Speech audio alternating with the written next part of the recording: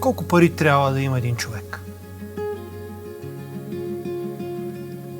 Трябва да има точно толкова пари, които му позволяват да не гладува. Останалото не е важно. Аз мога да си позволя в момента и нека да не прозвучи нескромно. Дори и да прозвучи, няма значение. Аз имам финансовата възможност да карам и Мерцедес, и БМВ, дори Панамера. Аз карам малка икономична Хонда, защото тя ме кара от това место до това место, а другото мене не ме интересува.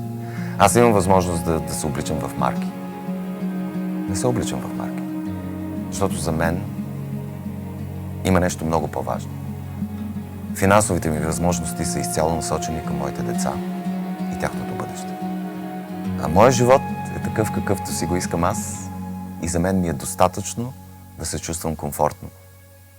Парите не са щастие, те не са и мотивация. И това го казвам и на моите студенти.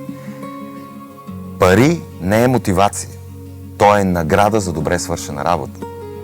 Ако ти си свършиш добре работата, ще бъдеш възнаграден така, както си свършил работата. Парите са мотивация само на комарджиите и криминалните престъпници, защото те не работят за тях. Те ги взимат. Мотивацията за един човек не би трябвало да е пари, защото тя е празна, тя не е верна и тогава ходиш по трупове. Не. Твоята мотивация трябва да е това, което правиш и да имаш удовлетворението от това, което правиш, за да може останалите да имат удовлетворението от това, което са получили от теб.